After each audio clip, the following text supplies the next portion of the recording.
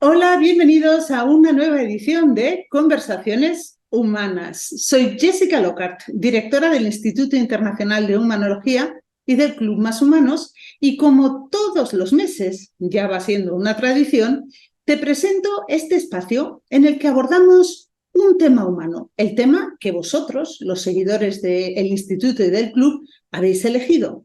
El tema del mes de septiembre, quizá ya lo sepas porque nos has estado siguiendo, es el de las circunstancias. Un tema que a todos los seres humanos nos afecta de una forma u otra y que nos ha parecido de gran interés y para el cual te hemos preparado unas invitaciones muy especiales en esta edición de Conversaciones Humanas. Hoy vamos a contar con una presentación un poquito diferente porque por motivos de traslado de país no voy a poder hacer el programa en directo, lo vamos a tener que hacer en diferido y en pregrabado, pero no pasa nada. Vamos a contar con nuestros 3 expertos igual, que van a darnos su visión, nos van a dar su opinión y aunque no podáis preguntarles aquello que queráis saber en directo, sí podéis escribirnos vuestras preguntas o comentarios que de seguro se las haremos llegar y estoy convencida de que las responderán gustosamente. Así que si tenéis preguntas, tenéis también el espacio para escribirlas justo debajo del vídeo y mientras tanto nosotros vamos a pasar a comenzar. Vamos a comenzar presentándoos al primer panelista que hoy nos va a acompañar y que viene nada más y nada menos de una maravillosa ciudad. Una ciudad en la que, casualidad, a mí me ha tocado vivir, me tocó vivir ya hace algunos años también, y de la que tengo un especial recuerdo lleno de cariño. Os estoy hablando de Barcelona.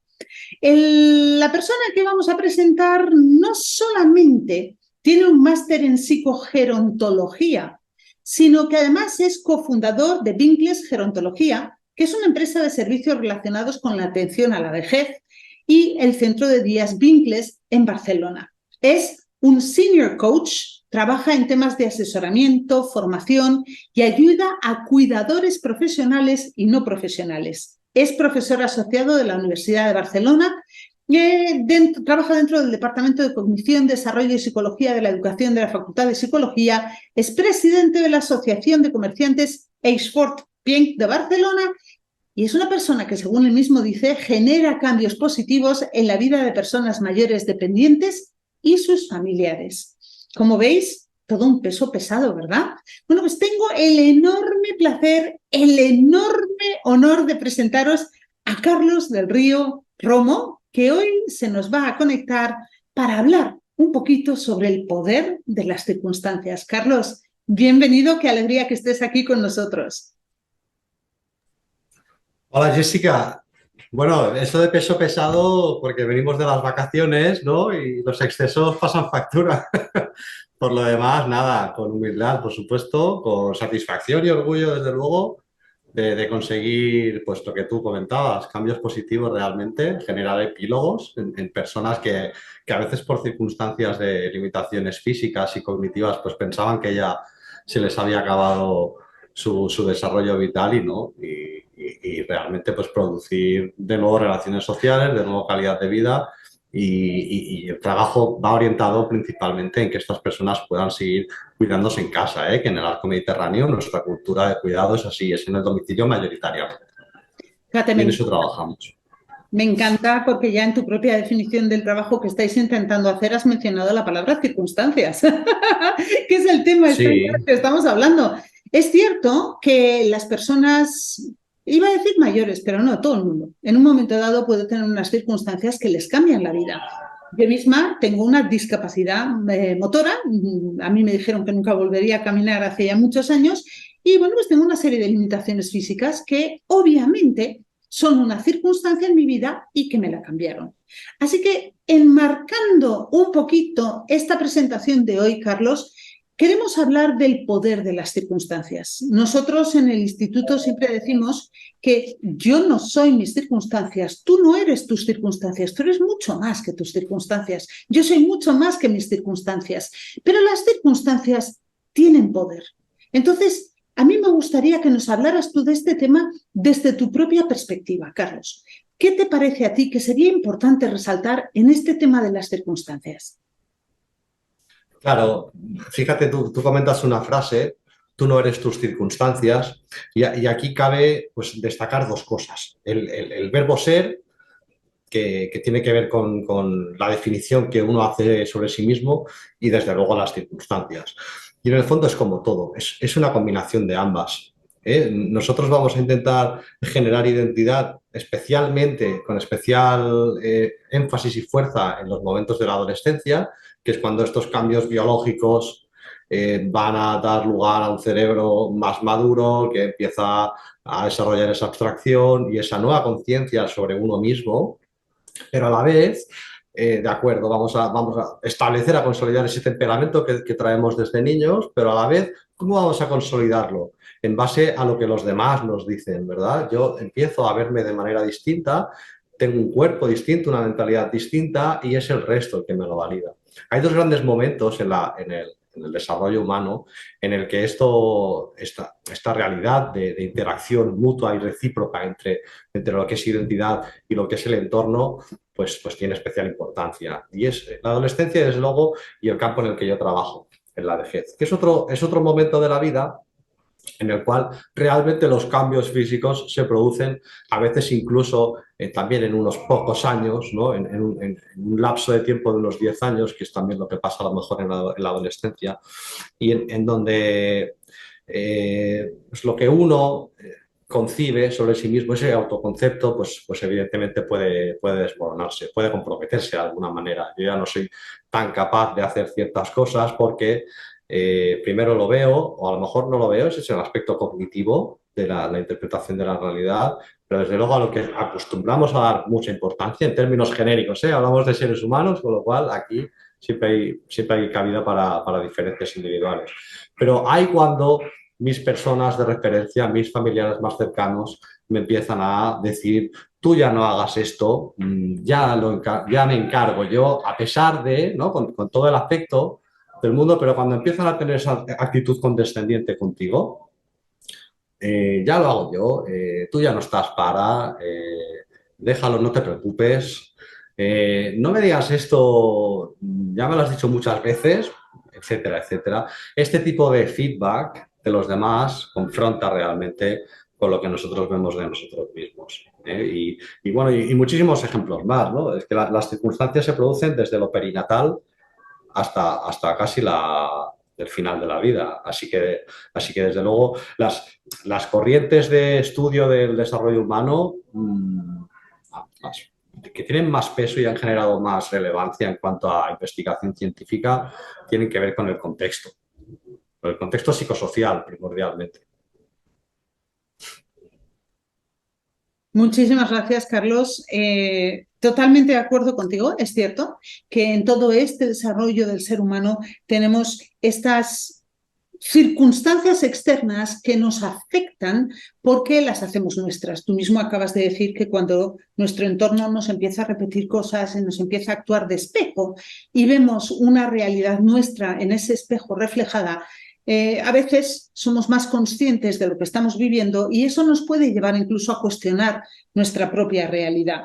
Y cuando nos encontramos en esas circunstancias, una de las cosas que nosotros en la humanología solemos recomendar o solemos trabajar con clientes de cierta edad es el tema del optimismo. A una cierta edad, la inmensa mayoría de las personas de alguna manera han ido perdiendo el optimismo, ese optimismo con el que nacemos los seres humanos y que con las experiencias, vivencias, aprendizajes, desarrollos, nos vamos quizá a veces perdiendo. Y esa realidad dura a la que a veces se enfrentan las personas de la tercera edad o de cierta edad puede llevarles a sentir desánimo, a sentir desesperanza, a caer en un cierto nivel, no tanto de depresión clínica, pero sí de falta de alegría. Y les puede llevar a no encarar la vida con energía, con empuje, con ganas. Cuando alguien te está constantemente diciendo lo que tú estabas comentando, Carlos, no hagas eso, no te esfuerces, ya no vales para esto, ya no vales para aquello, ya no vales para nada, muchas veces estas personas se van como encogiendo en sí mismas, se van arrinconando, van sintiendo que cada vez tienen menos peso, menos valor. Yo recuerdo hace algunos años impartiendo una conferencia en México para una organización que trabajaba precisamente con lo que allí llaman adultos mayores, gente de la tercera edad, había como 2000 personas en la sala. Yo recuerdo que estuve hablando con aquellas personas sobre la importancia de mantener ese optimismo como fuerza vital a cualquier edad. Ese despertarte por las mañanas, como hacen los niños muy pequeños, con ganas de comerte el mundo, con ganas de hacer cosas, creyendo y confiando que la vida te va a dar alegrías, te va a dar aquello que necesitas. Cuando la gente empieza a perder ese optimismo, lo va sustituyendo por lo que mal llaman realismo, y si no, por una especie de pesimismo en el que prefieren prepararse a lo malo que está por llegar antes que confiar en lo bueno que puede llegarles. Así, cuando ya se despiertan por la mañana, con frecuencia se dicen a sí mismos, pues otro día más de desgracias, de estar aparcado en un rincón, de no hacer nada. Y eso ya marca un poco el tono de su día. Por eso yo creo que gran parte del trabajo que nosotros podemos hacer de apoyo y acompañamiento a estas personas es hacerles comprender que las circunstancias están fuera de su esfera personal. Las circunstancias pasan, como pasó la pandemia, por ejemplo, ¿no? ¡Plum! De repente llega una pandemia. Las cosas pasan. Pero lo importante es cómo te las tomas tú, qué película te cuentas sobre esa realidad. Yo siempre pongo un ejemplo muy básico y muy tonto, quizá porque como he estado viviendo en Suiza tantos años, pues es un ejemplo muy fácil de utilizar. Cuando tú te levantas, no sé, allá por un 17 de febrero por la mañana, y abres las cortinas y te encuentras con 2 metros de nieve, muchas veces dices, ¡ah! ¡No! ¡Otra vez ha nevado! ¡Hace mucho frío! ¡No quiero salir a la calle! ¡Qué rabia! Y sientes auténtica rabia, enfado, ira. Conozco a una señora peruana que vive aquí en Suiza que cada vez que abre las cortinas y se encuentra con 2, 3 o 1 metro de nieve, salta de alegría. ¡Yeah! Porque odia el calor con todas sus fuerzas. Las circunstancias son las mismas para ambas personas, pero para una de ellas se convierte en motivo de alegría, mientras para la otra se convierte en motivo de desánimo, desazón, enfado o lo que sea, ¿no? Ahí es donde yo creo que sí podemos aprender y sí podemos ayudar a las personas en cualquier edad, pero también en la vejez, a encarar la vida con más alegría, con más energía. Estoy diciendo con esto que tenemos que estar siempre contentos, sonrientes y aquí no pasa nada. No, perdón, eso no es ser optimista, eso es ser un estúpido. Lo que estoy diciendo es que tenemos que encarar la vida con la voluntad de encontrar lo que tiene de bueno, que siempre lo tiene. Lo malo también está, pero si me centro y me dejo arrastrar solamente por lo malo, estoy haciendo justamente lo contrario. Es como si solo me dejo arrastrar por lo bueno, ¿no? Cuando tenemos optimismo, en realidad somos personas profundamente racionales. El auténtico optimista, explicamos nosotros en Humanología, es la persona que contempla la realidad, busca un camino por el que seguir a pesar de los obstáculos, lo racionaliza, porque para encontrar un camino hay que pensar, no vas dando saltos de flor en flor como una mariposa, sino que tienes que ver, a ver si por aquí no puedo, iré por allá, existe, no funciona, iré por allá. Por lo tanto, son personas profundamente racionales que como prueban y prueban y prueban y prueban, acaban desarrollando muchos más recursos, mucha más creatividad, mucha más flexibilidad que no el pesimista, que cuando abre esas cortinas y ve que ha nevado dice, ya no salgo de casa y tira la toalla. Así que, bueno, pues yo creo que a cualquier edad, pero sobre todo, Carlos, en esta que tú estabas comentando, el poder encarar las circunstancias con esa base de optimismo puede ser importantísimo y algo que a veces no se le da la importancia que puede tener. ¿Estás de acuerdo? Sí. Sí, fíjate, yo creo que hay que hacer un matiz muy interesante aquí. Cuando hablamos de personas mayores, hay que entender que hay varios criterios para pensar en este colectivo de edad. El principal suele ser el cronológico jurídico, a partir de en torno a los 65, que es la edad típica de jubilación de momento en muchos países de Europa, pero para simplificarlo mucho y no irnos de madre, que tenemos el tiempo que tenemos, deberíamos de hablar al menos de dos vejeces, ¿eh? Los young old y los old old. Estadísticamente hablando, esta diferencia estaría en torno a este punto de inflexión estaría en torno a los 80-85. En la primera parte de la vejez, se sabe que suele haber afecto positivo. Las personas, incluso con los cambios cognitivos que se derivan de la pérdida progresiva de neuronas del envejecimiento, hay una reserva biológica que va a ir perdiendo en todos los sistemas del cuerpo, ¿eh? Son más capaces de gestionar problemáticas con más, llamémosle sabiduría, que no es exactamente esto, a pesar de tener una lógica menos rápida y eficiente que el joven, pero con más carga emocional, con soluciones contrapuestas muchas veces, ¿no? Darle más amplitud de miras y más templanza. Suele haber, como te digo, más efecto positivo explicado por este tipo de cuestiones, porque tiene más experiencia en relaciones interpersonales, porque ha podido a lo mejor desprenderse de roles que le cargaban demasiado y dedicarse ahora a lo que le apetece, porque hay desde luego ya un cambio de perspectiva en torno al tiempo que nos queda, ya esa percepción de que el tiempo ya es finito, ya está ahí, con lo cual se produce un sesgo hacia lo positivo, me dedico más a aquellas relaciones que me interesan, ya no tengo esos contactos del trabajo, menor cantidad, mayor calidad, también en cuanto a experiencias, también en cuanto a recuerdos. Y las estrategias, que esto va muy ligado a lo que tú estás comentando, ¿no? Las estrategias que se producen a lo largo de todas las etapas del desarrollo humano para ajustarnos a las circunstancias tienen mucho éxito aquí en esta etapa de Young World. Esta reserva biológica, si quieres nos podemos detener en las estrategias también cuando te convenga. Esto básicamente es lo que nosotros intentamos ya trabajar cuando ya esta reserva biológica hace aguas por todas partes. En este momento en el cual la fragilidad de la persona mayor, que con esas estrategias va tirando, va siendo autónoma, va teniendo una vida plena de ocio, de desarrollo personal, ya es insuficiente para sostener los eventos estresores, una caída, una infección, un ingreso, un duelo por una pérdida familiar importante.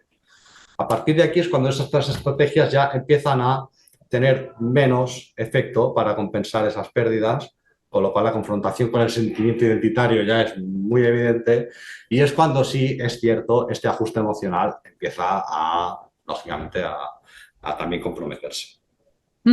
Sí, totalmente. Pero sí, estarás de acuerdo conmigo, también es cierto que quizá un poquito menos en Europa, pero yo sí que he visto, sobre todo en Latinoamérica, hay muchos grupos de población mayor que por costumbres y tradiciones familiares y culturales están bastante aparcados, están como bastante aislados y no tienen esa relación social, no tienen esa vida, no se permiten lo que tú estabas comentando en el young old de relacionarse, de salir, no, incluso llega un momento que se han jubilado y no tienen capacidad adquisitiva para hacer una vida social. Entonces es ahí donde yo creo que es muy importante recalcar que sean cuales sean tus circunstancias, puedes elegir mirarlas desde el pesar y la rabia o las puedes decidir mirar desde el, bueno, que hay bueno, que sí puedo aprovechar, ¿no? O que sí puedo hacer.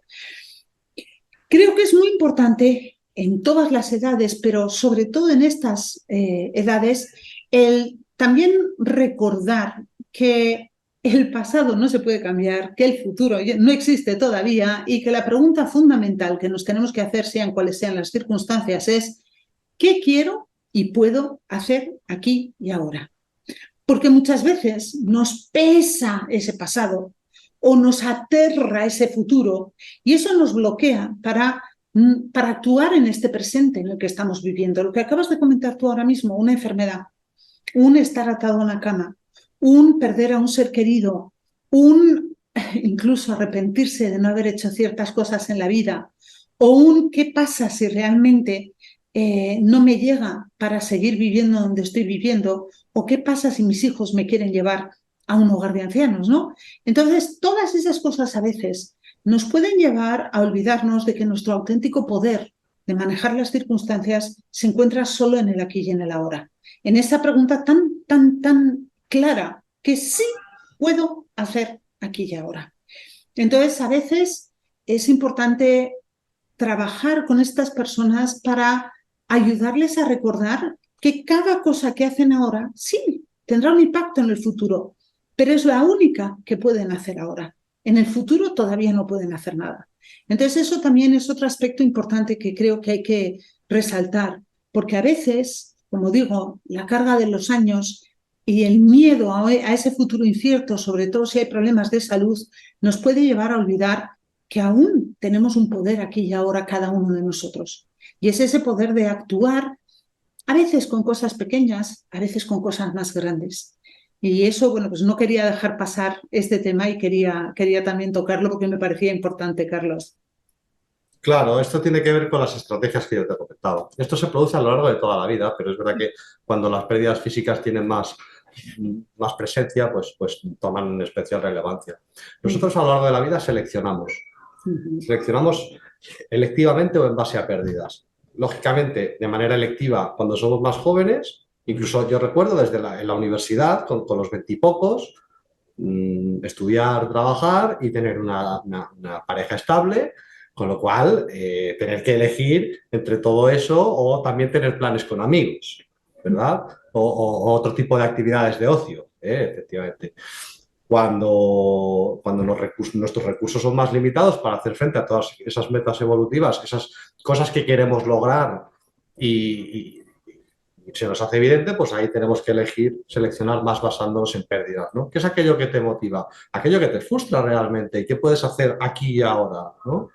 Pues normalmente lo que podemos hacer tiene que ver con las otras dos estrategias, las dos grandes tipos de estrategias, que sería optimizar o hacer, más que optimizar, hacer uso de aquella optimización que venimos consiguiendo a lo largo de nuestra vida, como el aprendizaje, el aprender de las experiencias nos ayuda a que nuestros recursos funcionen de manera más eficiente. Aquí hay un ejemplo muy tonto que utilizo yo con mis alumnos, el de la persona, la pelota y el niño. La persona conduciendo, discúlpame, el conductor, la pelota y el niño.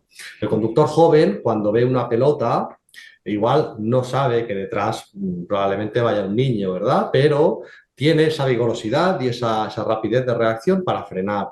El conductor experimentado, senior, pues sabe que después de una pelota viene un niño, con lo cual, a pesar de no tener esa rapidez, accionará el pedal del freno antes, ¿no? Esto tiene que ver con optimizar. Y esto pasa a lo largo de la vida. La gente que hace un uso inteligente de sus experiencias lo consigue y es lo que tenemos que extraer de ellos. Y desde luego compensar. Oye, cuando nuestros recursos tampoco son suficientes, aun centrándonos solo en ciertas cosas más realistas, aun haciendo uso de todo el aprendizaje que hemos podido conseguir a lo largo de la vida, pues compensamos. Oye, nos esforzamos un poco más, aprendemos nuevas cosas, nos hacemos con recursos que nos sirvan para seguir logrando esas metas. Desde luego, este es el aquí y el ahora que se tiene que producir. Sí, Sí, estabas comentando, disculpa, estabas comentando el tema es cierto, de que igual en otros países yo estaba teniendo una perspectiva muy centrada en mi realidad más inmediata. Claro, no, porque es que Estabas hablando de... por eso lo he intentado ampliar un poquito, porque el programa lo sigue gente de todo el mundo y es importante ser conscientes de que hay diferencias culturales y que todo lo que estamos compartiendo aquí, aunque tenga su especificidad local, también tiene aplicación en cualquier lugar donde estéis. Estabas hablando de una cuestión muy a la orden del día en mi realidad inmediata y si no lo es más allá de mi realidad, va a empezar a serlo en breve, que es el edadismo. Ese conjunto de creencias y actitudes que producen pues, comportamientos discriminatorios por razón de edad. Esto en sociedades en las que a lo mejor todavía no hay un peso demográfico tan grande como en Occidente respecto a las personas mayores, donde la pirámide se está invirtiendo, pues puede que esté por llegar todavía. Pero curioso porque acabo de venir, hace un año y medio que volví de Panamá, donde estuve residiendo durante 2 años.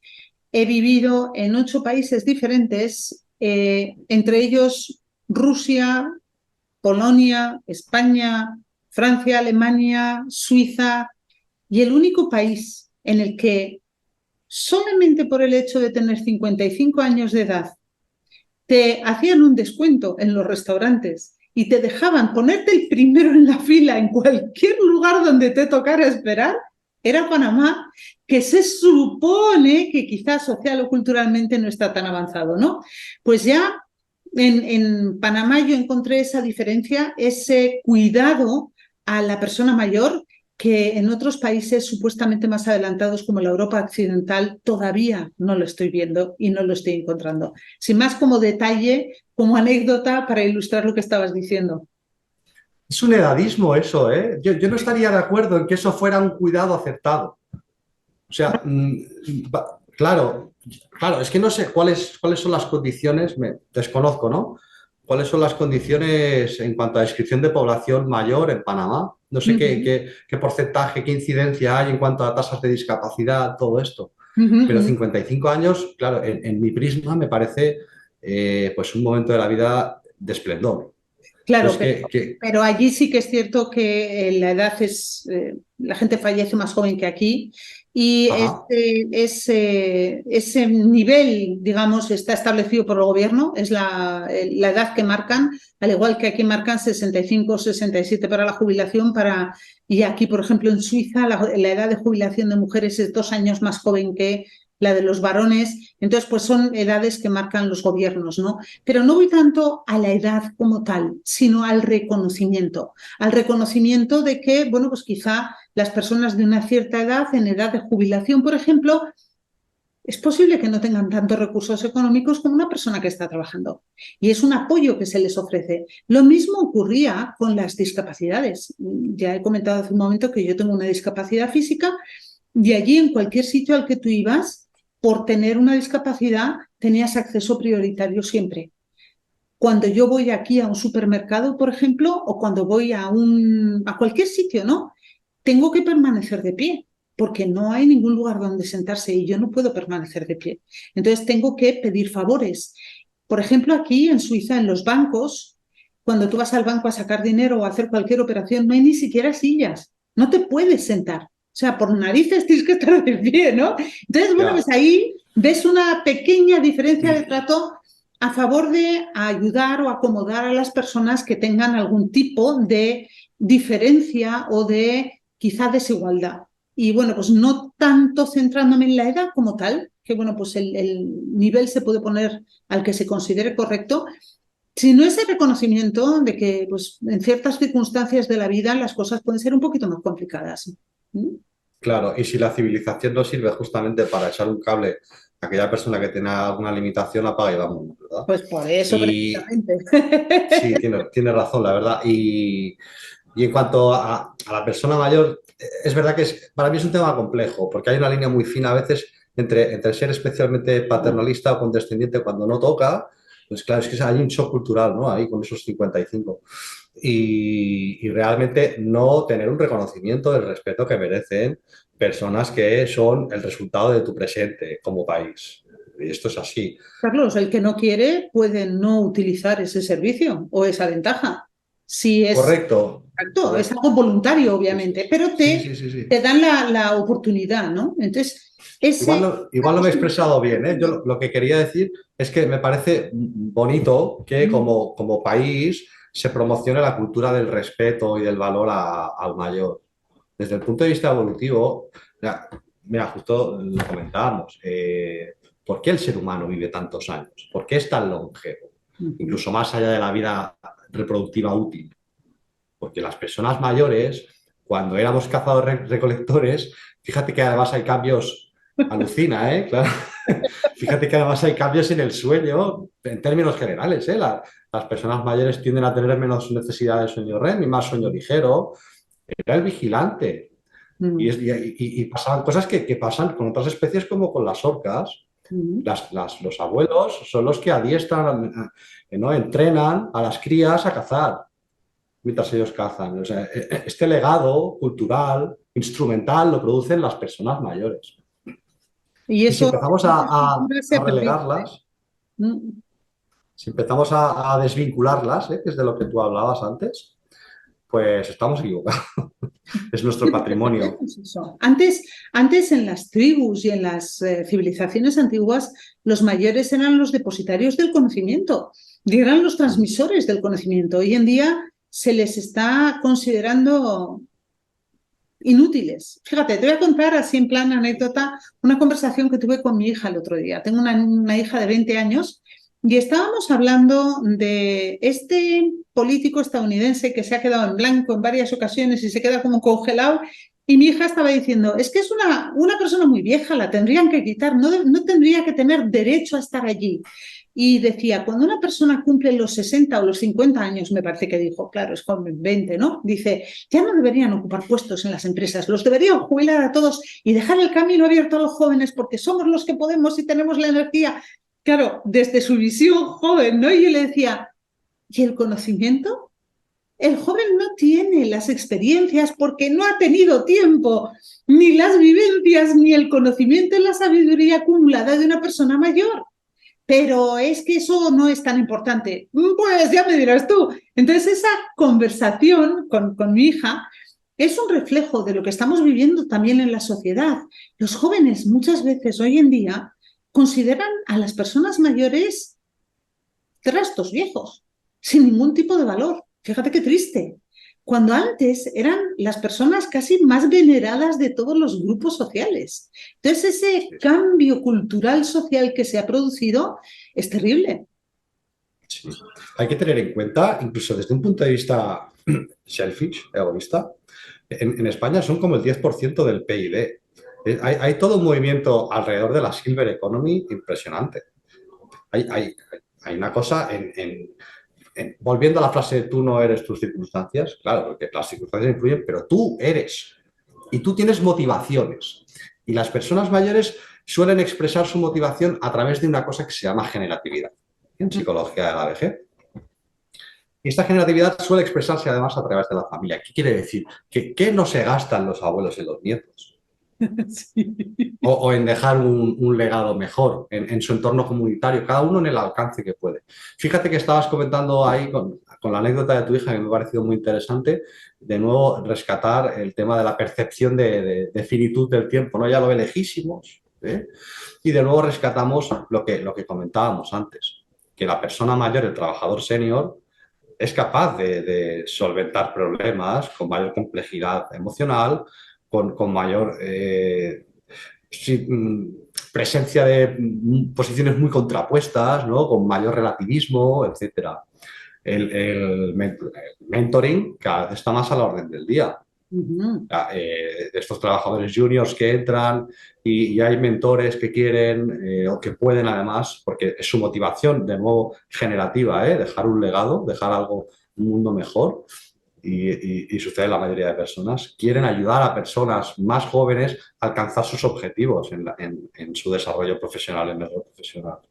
Fíjate, Carlos, nosotros en la humanología explicamos siempre que todos los seres humanos tenemos 5 necesidades básicas. Y no estoy hablando de la pirámide de Maslow ni nada por el estilo.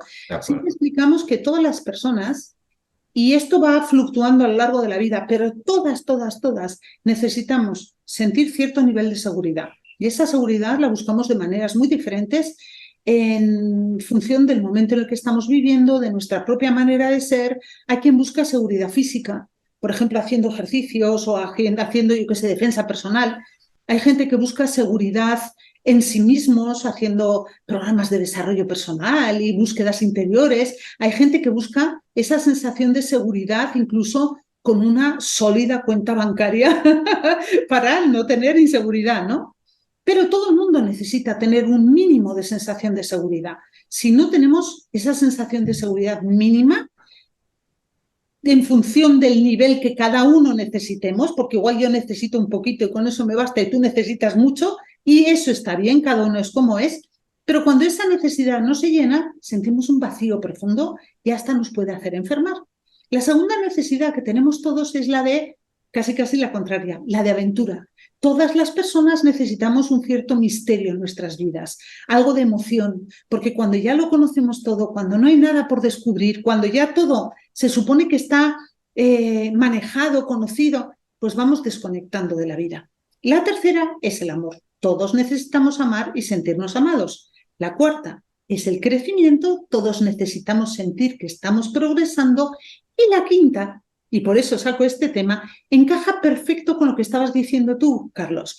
Nosotros le llamamos la necesidad de contribución.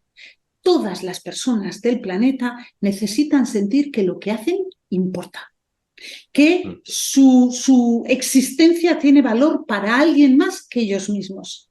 Y hay gente que que tiene esa necesidad disparada, enorme, gigante. Por ejemplo, esas personas que seguro que tú conoces que se dedican a trabajar de voluntarios todas las horas del día y de la noche y que solo son felices cuando trabajan de voluntarios. Y luego tienes a otro, como el vecino del quinto, que le basta con ayudar a la vecina del tercero a sacar la basura todas las semanas. Con eso tienes suficiente, pero todos necesitamos esa sensación de contribución. Y yo creo que cuando llegamos a la vejez o a la tercera edad, esa necesidad de contribución quizás se puede ver un poquito acentuada. Y por eso es tan importante el apoyar a los demás, el dejar un legado, el que esa sensación de necesidad que tenemos se sienta satisfecha, porque si no nos sentimos francamente mal. Y eso encaja muy bien con el modelo de la humanología, porque sin esa contribución nos falta algo en la vida. Sí, creo que te interesaría mucho conocer sobre esto. Esto es la obra de Erik Erikson, uno de los psicólogos con más presencia en las teorías. Hizo mucha fortuna esta cuestión porque se pudo operativizar muy bien y ha generado mucha investigación. En la Universidad de Barcelona hay todo un equipo, el grupo de gerontología, de investigación en gerontología, que está colaborando en un programa que se llama CIVEX a nivel Europa y están hablando precisamente, porque es de vital importancia que se sepa, de cómo generar participación cívica, ese voluntariado, por ejemplo, al que tú hacías referencia. ¿Cómo hacer? Vale, tenemos un grueso de población brutal de personas mayores que en principio ya se van a ir retirando de la actividad profesional más tradicional, ¿no? Claro, no podemos considerar a las personas mayores a partir de 65 como agentes pasivos bueno, que en el mejor de los casos, ¿no? Siendo condescendientes, ¿no? Hay que cuidar y darle la paguita y ya está. Es un desastre eso. Es insostenible. Aquí cuando hablas de alargar la edad de la jubilación, la gente pone el grito en el cielo. Y supongo que aquí no, en Francia y en... pero vamos a ver, o sea, es que entiende que depende a qué te dediques, la mayoría de los casos, con 70 años serás una persona perfectamente productiva y es más, te sentirás realizado. Cuando hablabas de esas necesidades psicológicas, de esas necesidades humanas, del modelo humanológico, claro, a mí me planteaba pues, estas cuestiones filosóficas, ¿no? Cuando hablas de tú no eres tus circunstancias, también hay filosofía detrás, ¿no? El estructuralismo, el humanismo, el determinismo. Aquí tiene que ver con la motivación humana, realmente, ¿no? Con quién es más hedónico o eudaimónico. Yo me he encontrado gente hedónica, ¿eh? Básicamente, seguridad, volviendo a tu modelo, amor como muchísimo, pero si estoy caliente y estoy comido y tal, ya me da Pero paz. Pero es esa es verdad. la mínima y les basta. Y es correcto, les basta, Sí, porque sí, cada es uno son legítimo. diferentes.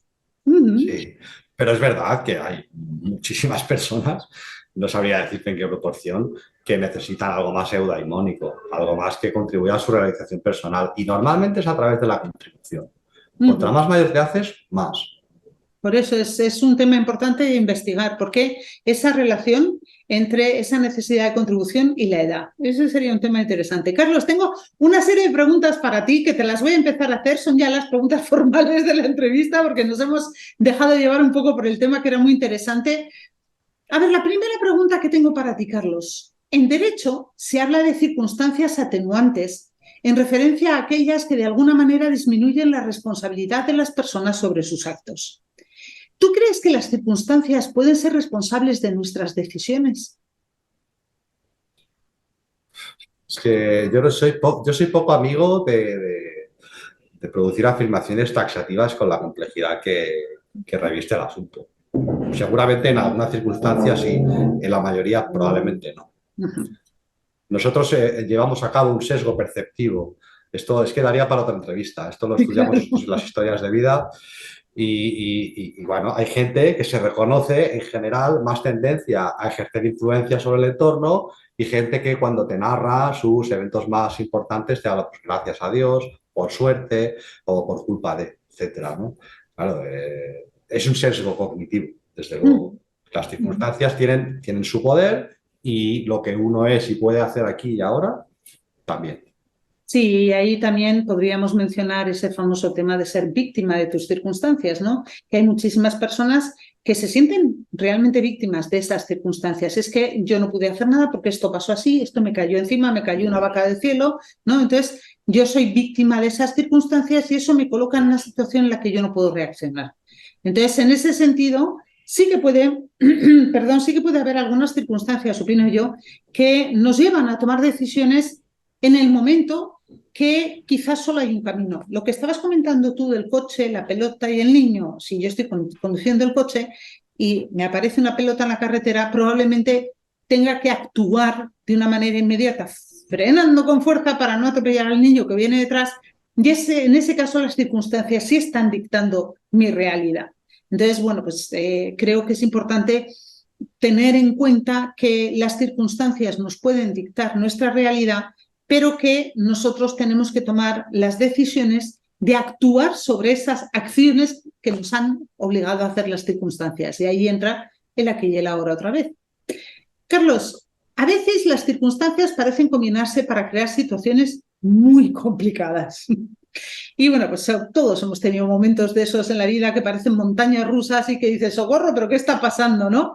¿Qué recomendarías a la gente que hiciera en esos casos? A ver, hemos hablado con mucha gente y algunos dicen, haz una pausa, detente, respira. Otros te dicen, no, pues agarra el toro por los cuernos. Otros, ¿cuál sería un poquito la recomendación generalista? Que ya sé que no te gustan mucho las generalidades, pero ¿qué crees tú que sería una buena actitud ante una circunstancia así compleja en la vida? Claro, es verdad, generalizar es complicado, pero es verdad que justamente en este caso hay otro sesgo perceptivo que tiende a hacernos pensar que el universo está conjurado, está llevando a cabo un complot contra nosotros, ¿no? Y no es así, evidentemente, en función de la aleatoriedad y también de nuestras decisiones previas en muchas ocasiones que no hemos sabido ver, no hemos sabido ver. Lo que pasa es que a mí trabajar con personas mayores desde hace un tiempo ya que ha hecho que tenga en cuenta una afirmación muy bonita, sobre todo es muy simple y muy bonita a la vez, sobre todo por el contexto del que viene. Las personas mayores con las que yo trabajo han vivido guerra civil ya pocas y posguerra, años muy, muy complicados en España, infancia en los años 40, etcétera, con un contexto de guerra mundial también, ya sabes. Entonces, la frase es de todo se sale, de todo se sale, tranquilo. O sea, el manejo de los tiempos que tienen las personas mayores es distinto, a pesar de que tienen percepción de finitud, pero es distinto. Templanza, relativismo, ¿no? Es verdad que son rachas. O sea, al final, igual que se conjuran se combinan circunstancias adversas, también se combinan circunstancias pues, más beneficiosas. Y ahí seremos optimistas y veremos interpretaremos esto de manera optimista Ahí o es lo donde iba interpretaremos yo, precisamente, porque eso no deja de ser optimismo, claro. o no lo veremos, ¿no? No ha Sí. sucedido. Me encanta. Carlos, ¿crees que hoy estamos mejor preparados para manejar nuestras circunstancias que en el pasado? Porque tú trabajas con gente, como nos acabas de explicar, de cierta edad. ¿Crees que podemos hacer algo más para estar todavía mejor preparados? Es decir, ¿tú crees que históricamente ha habido una evolución, un aprendizaje como raza humana? ¿Hemos aprendido a estar mejor preparados para los cambios, las circunstancias, las sorpresas? ¿Y crees que podemos hacer algo para prepararnos todavía mejor? Me gustaría que me precisaras un poco la pregunta, Jessica. Uh-huh. ¿Como colectivo de edad, como momento histórico en la Como raza seres humana en humanos. general? Como seres humanos históricamente hemos ido evolucionando.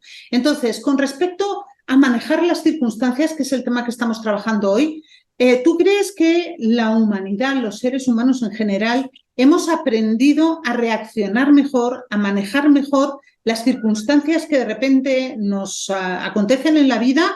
¿O me imagino, vamos a llevar esto a un extremo muy extremo, me imagino el hombre de las cavernas que le aparece un mamut y sus únicas dos reacciones son o luchar o salir corriendo, ¿no? A correr.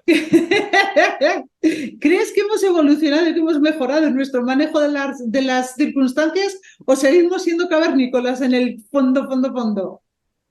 Se puede hablar de varias cosas, claro, es que a nivel de recursos, instrumentales, tecnológicos, estamos preparadísimos. O sea, vamos a ver, tú tienes esto aquí que es 200 veces la Biblioteca de Alejandría en la palma de tu mano. Forma parte de tu decisión utilizarlo o no. Por otra parte, los recursos sociales en determinados países, ¿no? En determinadas culturas, pueden estar a la baja. Puede haber cada vez más un individualismo que nos haga estar menos preparados para afrontar las grandes problemáticas como especie cohesionados. En la pandemia igual se ha visto, ¿no? Gente que sacaba lo mejor de sí mismo, hay de todo al final, ¿no? Y gente oye, que se disfrazaba de no sé qué para ir a salir a la calle, por ejemplo, ¿no? Pero, pero de nuevo hay que ser optimista. Y me dejo un tema que ahora se me ha ido completamente. Yo creo que al final, de nuevo, de todo se sale. O sea, a la vez, a lo que me iba, históricamente siempre se ha salido. Lo que es verdad que estamos en un momento, en general, en Occidente sobre todo, un momento cómodo, donde se han producido generaciones de personas que hasta qué punto serían capaces de sacrificar ciertos niveles de bienestar. Pues serían muy resistentes. ¿Que al final lo harían? Evidentemente. Pero que eso tensionará mucho nuestras sociedades, desde luego. Al fin y al cabo se saldrá eso. O sea, históricamente se ha salido siempre y se ha salido de condiciones realmente malas, que han combinado guerras horrorosas con pandemias. O sea, el COVID no es la primera pandemia, ni mucho menos, con hambrunas, con efectos climáticos. Nada de lo que pasa es nuevo. Y la realidad es que la especie humana lo está conteniendo mejor que nunca, en datos objetivos. Nunca ha habido estos niveles de bienestar. Nunca ha habido un fármaco, vamos a llamarle, o vacuna, como queráis. Es otro tema que te salve una pandemia en 3 años. Esto es así. Pues ahí tenemos la respuesta, Carlos. La humanidad sí que parece que ha progresado en ese sentido. Parece que está un poquito más preparada y que sabe buscar recursos cuando hacen falta, cosa que quizá antes pues, no tenía la capacidad de hacer, ¿no? Carlos, yo creo que con esto hemos dado muchísima información a quienes nos van a estar viendo y a quienes lo vean después también un poquito más adelante en las repeticiones del programa. Creo que vamos a hacer pensar a mucha gente y eso siempre está bien, eso me gusta mucho. Ojalá. Sí, es importantísimo que se pongan a poner en funcionamiento las neuronas. Tenemos, como has dicho, millones de temas más que tratar, hay muchísimo que compartir, hay muchos aspectos que la gente a veces pasa por alto, en los que no se enfoca y que son muy importantes de conocer, de comprender y de manejar. Hoy queríamos hablar del poder de las circunstancias, sobre todo desde la perspectiva que tú manejas, que es la gerontología, la tercera edad, la vejez, en ese momento en el que las circunstancias a veces pueden parecer pues, sobrecoger a la población y, sin embargo, no hemos visto, siempre se pueden hacer cosas y existe esa perseverancia y esa creencia de que de todo se sale. Frase que me ha encantado. Carlos, te agradezco muchísimo haber estado en Conversaciones Humanas. Ha sido un placer charlar contigo. Espero que no sea la última, que esta sea la primera de unas cuantas. Y nos ponemos en el instituto a tu disposición si podemos ayudarte o acompañarte en algo también y seguir colaborando en el futuro. Muchísimas gracias. Es recíproco. Un saludo a todos. Gracias.